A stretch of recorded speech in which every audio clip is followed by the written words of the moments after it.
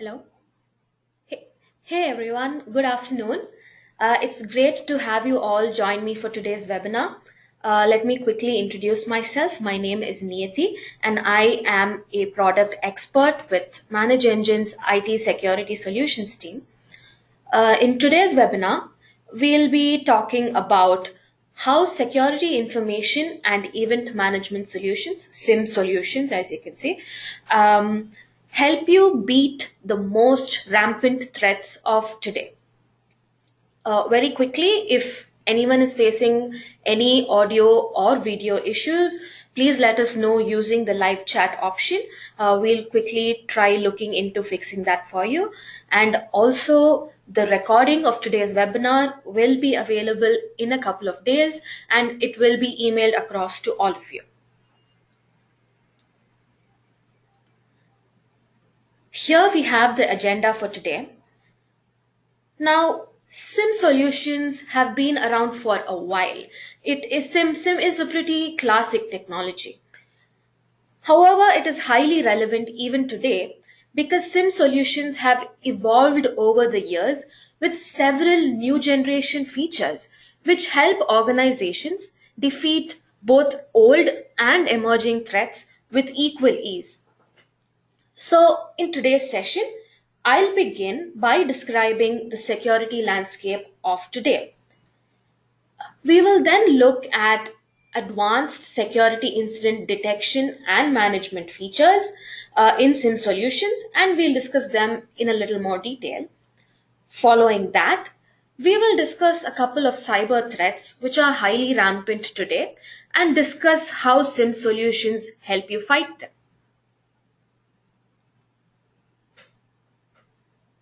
Since we're dealing with today's most prominent threats, let's begin by looking at what attackers are focusing their attention on these days. So, of course, we have ransomware at the very beginning of this list because it has been dominating attackers' preferred methods to attack networks for the last couple of years now. You can see that in 2017, 39% of all attacks involving malware were actually ransomware attacks, and it moved to the number one spot in 2017, all the way from number 22 in 2014. So, the most likely reason for this crazy jump is the advent of ransomware as a service, where easy to deploy ransomware kits are made available for cheap so that even the most, even the least sophisticated attacker out there can launch ransomware attacks of their own. In fact, this isn't available just for ransomware. Ransomware variants or other sort of malware exploits or even crypto mining malware are made available for sale on the dark web, and it's a really common trend these days. So, anyone out there can become an attacker, and the chances of your network getting breached increase all that much more. So the next trend that we see are that attacks are more targeted these days. So social engineering attacks and phishing emails, for example, are becoming more and more personalized, making it even more likely that even high ranking and more discerning officials within your organization may end up clicking on a malicious link. How is this happening? If you think about it, at the rate that data breaches are happening these days, it's almost certain that your personal data is just out there, floating out there somewhere. So, any smart hacker who wishes to target you can easily retrieve your information and create an attack designed specifically for you or other members of your organization. Next, we have new technologies emerging every day. We have so many new services which are cloud based these days. We have the Internet of Things, which is becoming more and more prominent each day. Unfortunately, though, they are evolving almost too fast. People are concentrating more on developing these technologies, developing more features, developing more innovations that People tend to go lax on the security aspect, so it leads to large gaps in their security. And multiple security vulnerabilities are being discovered even in the top IoT vendors' devices. So attackers have obviously taken note of all this and they're moving in to exploit all of this. Last but not the least, we are seeing an unprecedented rise in the cryptojacking attack. For those of you who don't know, cryptojacking is basically the use of unauthorized software running on your systems to mine cryptocurrency. Mining cryptocurrency is a very resource intensive job, and not everyone has access to the kind of hardware and amount of electricity needed. This is why attackers are distributing the job to systems around the world by piggybacking on their resources. And obviously, corporate networks are preferred for this because they have so much more resources available for the taking. So you may be wondering, this is not a big deal. If people are going to use my network's resources, it's not really a big deal. I mean, it's my data that is the most important and my network data that needs to be protected. But the thing we should notice that by simply hijacking your resources, the cryptojacking attack can slow down your entire network and disrupt business continuity, increase your electricity costs, and cause a lot of indirect damage this way.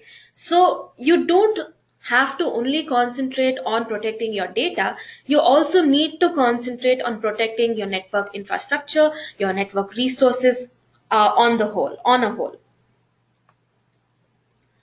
Now, I'll just present some other important facts which can help us understand the state of the market today. To talk about the growth in cybersecurity spending, you can see that the US government has earmarked $15 billion on cybersecurity related activities for 2019. So, just to put this in perspective, the entire US Department of Defense has a budget of $8.5 billion, which is barely a little more than half of this amount. So you can see how much importance is being given to cybersecurity related activities. In fact, the budget document even states that there are a lot of sensitive activities which are not budgeted for under the cybersecurity subheading. So the 15 billion dollar amount that we see here isn't even the whole amount that they are actually spending. And on a worldwide level, the worldwide info security market is was estimated at $114 billion last year, which was a jump of 12.4%. And this year it is expected to increase by another 8.7%, all the way to $124 billion. Now, to talk about the average cost of a data breach. So, how much does it cost an organization on average to detect and deal with a data breach? Um, Again, in the US specifically, it would be $7.91 million, and on a worldwide level, it is about $3.86 million. So, again, this is a pretty concerning number, which just underlines the importance of why we need to detect and deal with incidents, security incidents, much more efficiently. So, even with all the advancements in security technologies, let's see how ready corporates are these days to deal with attacks. You can see that the average time that it takes to detect a data breach is 196 days, which is really a pretty concerning number because a lot of damage can be done in this time, and 40% of unknown or unmanaged devices get missed on a network. So, if there is a large chunk of devices on your network that are not managed properly or they go completely missed, attackers can easily move in and breach your network through these devices. And also, 65% of all email today is pure spam. And human error, as we discussed a couple of slides ago, human error is still a dominant concern because a lot of people end up falling for spam and phishing attacks and clicking on malicious links. So if 65% of email is spam, and human error is still not completely corrected. I mean, if you your employees are still clicking on all these malicious links, it is something that you need to take a note of, and you can sort of probably launch awareness programs or training programs to ensure that people know to recognize such malicious emails. So, like any technology, even SIM has had to evolve over the years to keep up with the changing times that I've just described to you. So, how have SIM solutions evolved over the years? You can see over here some of the advanced features which make SIM solutions as powerful as they are today. And now I'll be discussing each of these in further detail. First, advanced correlation. What exactly is event correlation? See, SIM solutions process logs from multiple sources, right? They process logs from your network servers, your workstations, and these workstations, mind you, are running on multiple operating systems. SIM solutions also process logs from your applications like your databases or the web or your web server applications. And they even read in logs from various network devices like your routers, switches, firewalls. And the thing is, all of these devices and applications, um, they generate logs in varying formats. So all of these varying formats are describing activity happening on your network. And with event correlation, you can put together all of this varying information from all of these devices and identify potential attacks or other anomalies. Now, any attack follows three basic stages. So, entry, exploration, and breach. So, entry deals with how an attacker gains access to your network. The exploration stage deals with how they move about various devices in order to reach their target device or simply to scout out various devices searching for, let's say, data to steal or resources to exploit. And the final breach stage, which is the actual attack, which is the actual siphoning off of data or using your network resources for some malicious purpose. So, for example, ransomware, the entry stage would deal with how the malware is actually downloaded onto your network, and the exploration stage would be self propagation because we see a lot of ransomware variants these days that are propagating themselves through the network on their own, so using some vulnerability or some such thing. So, the exploration stage would be propagating itself through the network, and finally, the actual breach would be the point at which it actually encrypts your data. So, what we should note from all this, from this example, and from these three stages, is that all attacks follow very similar patterns within these stages. So, I just told you that the ransomware malware encrypts your network data. Now, you may also face another attack involving spyware, which steals your network credentials. So, the breach stage over here would be completely different. One attack encrypts your data, while one attack steals network credentials. So, they are doing completely different things.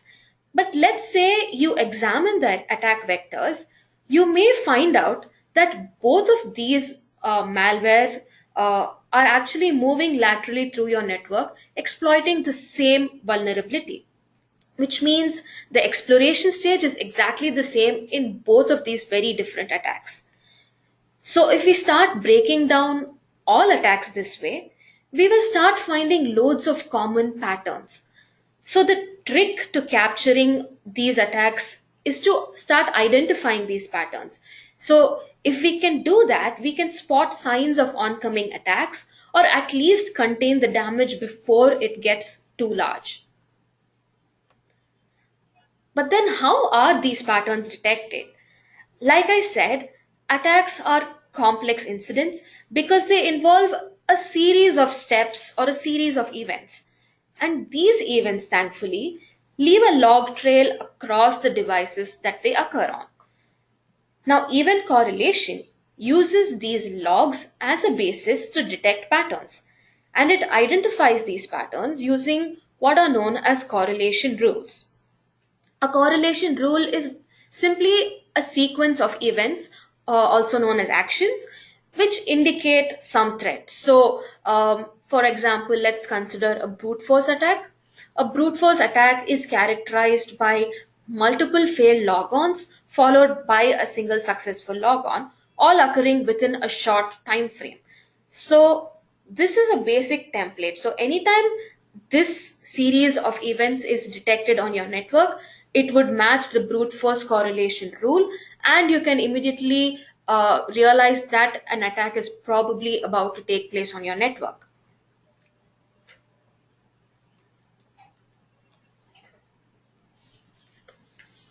So here you see a simple example of a correlation rule.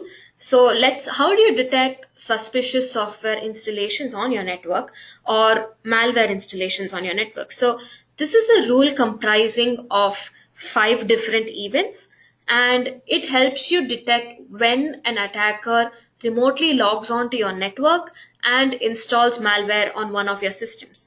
So this involves a brute force hack of your organization's VPN. So you can see multiple failed VPN logons followed by a successful VPN logon, which means that an attacker has got a legitimate IP address and become a part of your network. I mean, logged on to your network. Following this, assuming that the attacker already has credentials to a target device, they simply do a remote logon onto that device and install some software. So, when this pattern of events is noted on your network, it implies that some suspicious software installation activity has taken place, and it's probably an attacker who's trying to install malware to breach your network. Now, the next SIEM or SIM trend that we are going to talk about is threat intelligence. So, this is one of the best, Gartner's definition is one of the best definitions I have come across, and it simply states that threat intelligence is evidence based knowledge, including context, mechanisms, indicators, implications, and actionable advice about an existing or emerging menace or hazard to assets that can be used to inform decisions regarding the subject's response to that menace or hazard. So, that definition is a mouthful. So you can see that is it seems pretty complicated, but it really isn't. So I'll just try breaking down this definition for you. You can see that threat intelligence is evidence based knowledge. So, this means that the field of threat intelligence is based on a known bad approach. And this is a pretty classic and yet highly efficient approach to network security. It basically means that threat detection occurs based on the knowledge that a similar threat was observed somewhere else in the world. So you can see it's a very simple approach, but it's also highly efficient in helping you detect a threat really quickly. And also, threat intelligence includes anything from context or mechanisms all the way to actionable advice. This phrase indicates that threat intelligence is pretty wide ranging in the types of information that it covers. There's actually a pretty common misconception out there that threat intelligence is just a list of bad IP addresses. But it's actually way more than that. It ranges from hard facts like the specific mechanisms and indicators which attackers use, all the way to more general information like advice on how to deal with a threat. And also, threat intelligence deals with both existing and emerging threats. So it shows that it's quite fluid and keeps changing. So at any given time, threat intelligence can give you information about both established and existing threats as well as news about any emerging threats out there. So it's always changing, it's dynamic, and every day you have information about new threats coming in. And finally, threat intelligence is used to inform your decisions regarding on your response to an attack. So this here is the actual heart of threat intelligence, and it is the ultimate aim of why everyone is interested in it in the first place. It is to use this knowledge to better detect and respond to security incidents. Now, you can create threat intelligence internally within your organization, and it would primarily relate to internal organization threats. But as we just discussed, there are millions of bad actors across the world engaged in wide ranging malicious activities. So, what we need to understand is that it is practically impossible to build and maintain this sort of a knowledge base in house, which is why we need to rely on external sources of threat intelligence as well. So, when we have these external sources, the natural question which follows is, how do we access and utilize this information for our network security? And that's where SIM solutions come in, because they provide a way to access all of this information and integrate it within our own security processes.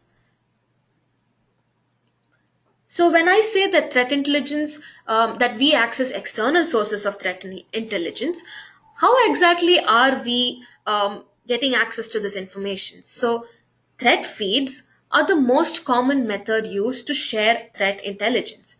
They are basically ongoing streams of data providing the latest threat intelligence. They are basically put together by dedicated research teams in third party by third party vendors. So these threat feeds give you information on various types of threats. So it could give you information on the latest malware, on the various machines around the world which are part of command and control botnets. It could give you information about phishing and spam actors, or let's say vulnerability exploits, advanced persistent threats, zero-day threats. I mean, the list goes on. So you might have also heard of the terms sticks and taxi. Sticks and taxi are basically standardized protocols which were developed to standardize the sharing of threat intelligence. So you have threat feeds that are based on these protocols, which are written in the sticks format and shared using the taxi protocol. So this basically standardizes the sharing of threat intelligence and makes it much more efficient to access in a quick manner. So, an ideal threat intelligence solution should be easy to deploy, obviously. It should gather threat intelligence from various reliable sources, and it should even allow you the freedom to add your own custom feeds, because, like I said, several third party vendors put together the threat threat intelligence feeds, and your organization may subscribe to specific feeds. So you should have the liberty to add in these feeds as well to your threat intelligence solution, so that you can make use of that information as well. And also, apart from helping you detect incidents, it should also help you investigate and track and respond to those threats. So this is just a quick block diagram which would explain how exactly threat intelligence works. So you can see how our SIM solution keeps collecting information from the latest threat feeds. So when an attacker tries to breach your network, it shows up on your network logs. So when our SIM solution detects a match in the information between the threat feeds and your network logs, it immediately raises an alert. Now, the next advanced feature which we are going to discuss is User and Entity Behavior Analytics, or UEBA. To understand what it is, we need to first appreciate the fact that your logs contain way more value than we give them credit for. Every anomaly or security incident leaves a trace in your logs, and all it requires is knowing where to look. So, we have already discussed how event correlation and threat intelligence help us detect external attacks. But what happens when one of your own organization's accounts behaves in a strange way? Consider this example. Um, let's say a user typically logs on to your network every day between 10 and 12 in the morning, but on a specific day, this user has logged on at 5 in the morning, at 5 a.m. So, intuitively, we know that this is something suspicious, but an activity like this can easily fly under the radar of a machine. And now, since our networks generate millions of logs, we can't manually go about investigating them and looking for such anomalies. So, what we can do instead is teach the machine to become smarter and recognize such anomalies by itself. And that is essentially what UEBA deals with. It is the application of advanced machine learning and analytics techniques to form baselines in user or entity behavior. And then once these baselines are created, it recognizes deviations from that baseline and generates real-time alerts for the same. So this allows SIM solutions to become smarter and help you monitor your own organization's users and their behavior without your intervention. So you can see the various areas UEBA can help you with. So it can help you detect anomalous behavior based on various criteria based on time, pattern, and count. So the example I gave you here, a user logging in at an odd time would be an example of a time anomaly and a count anomaly. So let's say I don't know, let's say a user, a specific SQL server, the baseline for that server is about, let's say, 10 queries executed on a daily basis. But on a specific day, 100 queries are executed. So that would be an example of a count anomaly. And it also detects anomalies in patterns. So, um, excuse me. Yeah, sorry. So it also detects anomalies in patterns. Let's say a user logs on to a file server and is known for uploading maybe two or three files to a specific file server. So this involves both a user and a specific file server. But on a specific day, that specific user uploads, let's say, 20 files. So this is an example of a pattern anomaly. Now, the next area that UEBA helps you with is risk score based threat prioritization. So, UEBA essentially assigns a risk score to every user and entity on your network. And this is really helpful because whenever a threat is detected, it helps you sort of prioritize and determine which threat to investigate and deal with first. And this is really essential because it helps you determine where to focus your efforts, and identifying which threat to deal with first can also help you save a lot of money because it helps you identify which threat poses the most risk for your organization. And also, the final area would be threat corroboration. So UEBA also, just like correlation, it helps you identify common indicators of compromise or indicators of attack for various threats like account compromise or data exfiltration. And the final trend that we are going to be talking about is security orchestration and integration. So you can see here on the screen the sort of general flow that your security processes go through. It would be you deal with how to detect incidents. When once you receive an alert, you launch an entire process of investigating that attack, investigating that incident and responding to it, and finally creating a simple and neat report which details the entire process. So, in today's connected world, nothing can exist in isolation, And information sharing is very important across all of these processes. So even SIM solutions should be able to connect with other network administration and management solutions in order to facilitate the overall incident resolution process. So a prime example of this is integration with external help desk solutions. If you have the ability to forward security incident information directly to your help desk software, like say Desk Plus or any other software, then you can just concentrate on the actual remedial measures instead of wasting your time coordinating the response process, following up with it, and so on.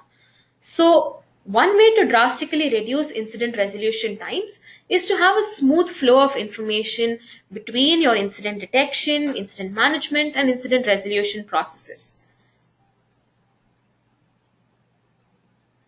So, let's discuss a couple of common threats today and how SIM solutions and all of these new generation features can help you fight them. So I've already told you what ransomware and cryptojacking are. So let's discuss some common SIM defense strategies for each of these attacks. So when it comes to ransomware, you can do a lot of things. So you can set up alerts for commonly known ransomware executables. So a lot of ransomware variants today, um, they operate based on known file names or known file extensions. So you can immediately start setting up alerts for commonly known ransomware variants and immediately get to know if such executable files or file extensions are detected on your network. And also you can detect ransomware like activities. So this would deal with finding out when a ransomware uh, variant executable has already entered your network and has started encrypting files. But you can also detect ransomware like activity and start detecting when ransomware like patterns are detected on your network using the features like correlation or UEBA. So let's say a lot of files are getting modified in a rapid manner across your network. So this would indicate ransomware like activity, and you can immediately start investigating it and figure out if a ransomware attack is in play. And also you can detect lateral movement across your network. So I already told you how several ransomware files these days are able to propagate themselves across your network using some vulnerability in your network. So by detecting lateral movement, you can also find or detect this sort of activity. And once you detect ransomware, you also need to immediately take responsive measures like shutting down any of the affected systems so that you can prevent the further spread of the attack, or you can also lock the user accounts which have been compromised. So when it comes to cryptojacking, again, you can set up alerts for known crypto mining malware, or you can detect potential malware installation. So the correlation rule that we discussed some time back, the detection of suspicious software on your network, so that would help you deal with cryptojacking attacks as well. So because it can help you identify when unknown software is entering your network. And also you can detect common symptoms. So like I said, cryptojacking or crypto mining is a pretty resource intensive process. So you can see that when such activities occur, it shows up in your network hardware as well. So you can see that your network machines are going into high temperatures or the abnormal CPU cycles. So you can start detecting symptoms like this as well. And also, you can monitor for communications with malicious entities using threat intelligence. So, you know when malicious entities are interacting with your network. So I'll just quickly run through the latest all of these features in Log 360 and show you how our solution is staying in tune with all of these latest trends and helping you secure your network. So Log 360's event correlation module comes with over 30 predefined correlation rules. So you have rules that help you detect these cryptojacking types of attacks, or it can help you detect um, ransomware like activity as well. So it covers a lot of common threats which we face today.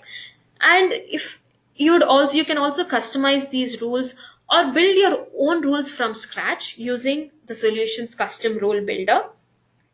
And when it comes to the incidents that are detected, it gives you a proper incident dashboard which gives you an overview of all the security incidents in your network. It provides you with aggregated incident reports which show you detailed attack timelines. It shows you exactly how an attacker got onto your network. So it saves a lot of time for you in the incident investigation process. And you get attack notifications via either email or SMS. So this is the incident dashboard. You can see how it gives you a quick and simple overview of all the incidents on your network. So Log 360's threat intelligence module sort of integrates with a lot of popular sticks and taxi based feeds. So it retrieves highly reliable threat intelligence automatically, so you don't need to do anything on your own. This feature is configured completely on from the time you install the product. So as soon as you start adding devices for monitoring, you immediately are also monitoring your network for threats as well. And also it even allows you to add any of custom feeds that you're subscribed to and integrate it within your security process as well. So correlation and threat intelligence are provided by the event log analyzer component of Log 360. So you can see here alerts for all malicious entities that have been detected on your network, and you can easily get an overview and manage these incidents from here as well. And Log 360's UEBA module uses machine learning, as I said, to profile your network's users and entities such as your Windows devices, SQL servers, network devices, and FTP servers. It provides you with risk scores for all of these users and entities, which helps you prioritize the threats on your network. In fact, it even allows you to add high risk users and entities to a watch list. So anytime these users or entities are involved in any activity on your network, you can immediately look into what it is and identify if there is anything suspicious going on. So like I said, it identifies deviations in behavior based on time, pattern, or count, and it also identifies common indicators of compromise or common indicators of attack related to various known threats like malicious insider attacks or account compromise or data exfiltration. This is the UEBA dashboard. UEBA is available as an add-on to Log 360, and you can see how you can see the various users' risk score, the high risk users, the kind of anomaly trends in your network, and so on. And finally, Log 360 also offers built-in incident management. It helps you very efficiently deal with the security incidents that are detected on your network. So it provides you with both a built-in ticketing console as well as allows you to forward incident tickets to external help desk consoles as well. So the built-in ticketing console gives you multiple views of security incidents based on who owns the incident or what the incident status is. It allows you to manually or automatically assign incident tickets to the concerned users. You can track various incident status. You can know which incidents are being investigated or have been resolved. And also you can maintain an internal knowledge base. So all the incidents that have been dealt with in the past will still remain, and you can easily go back and refer to them to know what was done the last time, so that if such an incident is detected again on your network, you can immediately just speeden up the process of dealing with that incident the next time. And you can forward incidents to several help desk consoles. You can see the list of supported help desk consoles at the moment on the screen right here. So as I said, you can see, you can easily track the status of various incidents, you can maintain an internal knowledge base. So all of this helps you deal with incidents in the most efficient manner possible. So that's about it for the content of today's webinar. If you have any questions, please let us know right now using the live chat option. If you would also like to get a more in-depth view at any of these modules or get a general walkthrough of the overall product, you can always contact us at this email address here, log360-support at manageengine.com. So if you have any questions right now, I'll be happy to take them.